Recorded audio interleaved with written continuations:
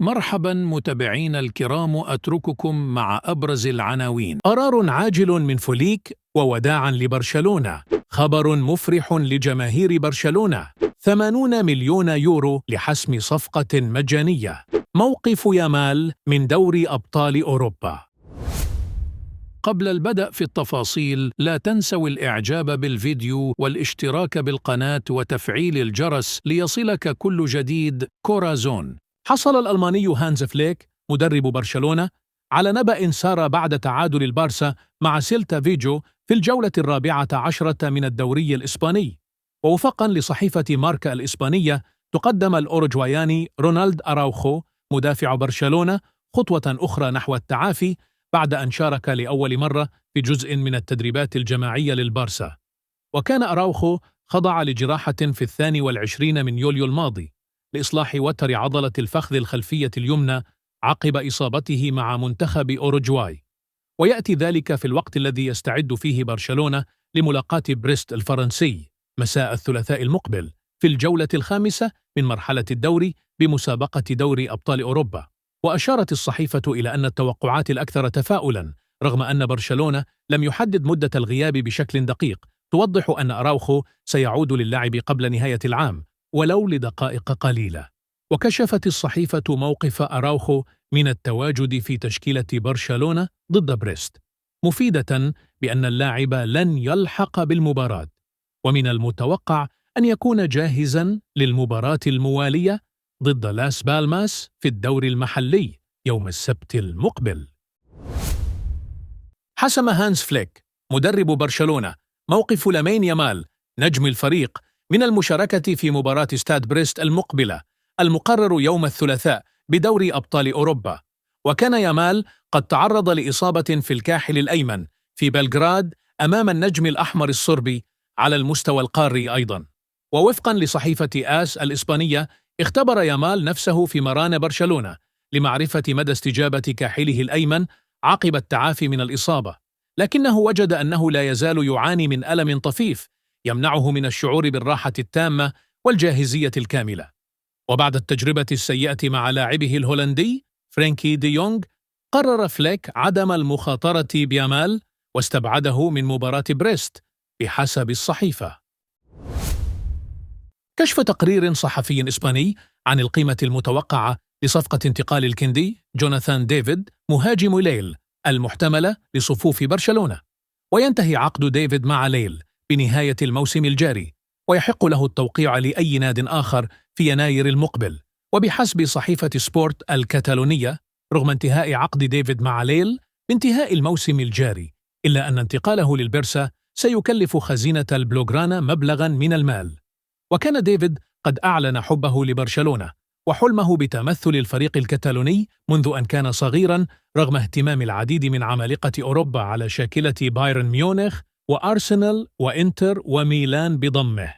وأشارت الصحيفة إلى أن انتقال ديفيد للبرسا سيكلف خزينة النادي الكتالوني ما يقرب من 80 مليون يورو، ما بين مكافأة انتقال وراتب اللاعب خلال 4 مواسم.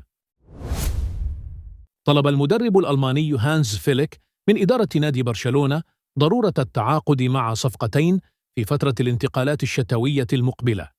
ووفقا لصحيفة سبورت الكتالونية التي أكدت أن مدرب برشلونة هانز فليك طلب من إدارة النادي وديكو البحث عن ظهير أيمن وأيسر على وجه السرعة لدعم الفريق نهاية الموسم أو يناير.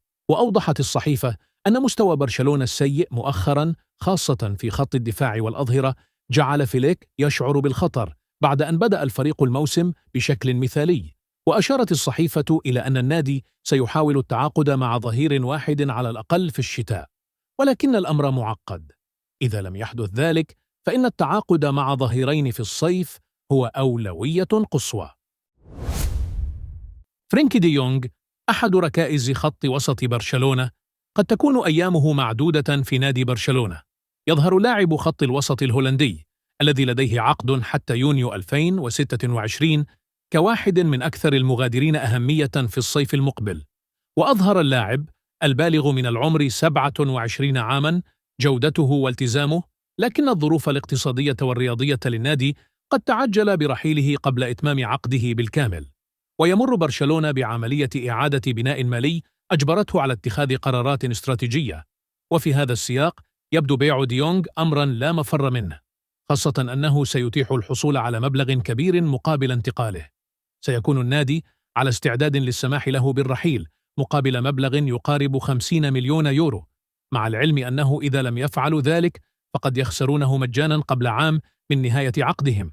من جانبه أعرب اللاعب مرارا عن نيته الاستمرار، لكنه لا يغلق الباب أمام تحديات جديدة في المستقبل.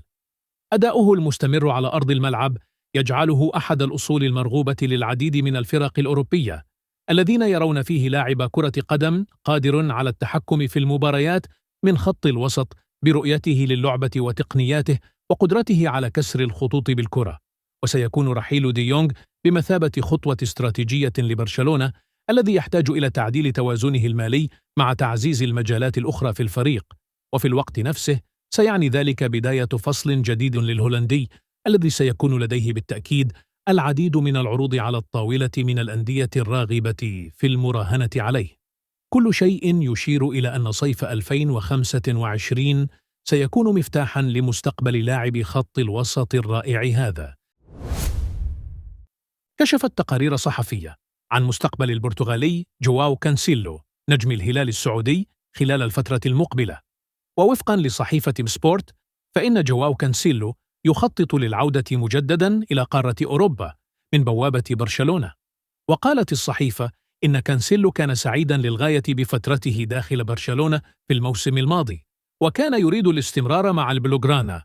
وأوضحت كانسيلو ينوي العودة لأوروبا بعد تجربته الحالية مع الهلال، حيث يعتقد أنه سيكون قادرا على الظهور بأعلى مستوى، خاصة وأنه لا يزال لاعبا دوليا.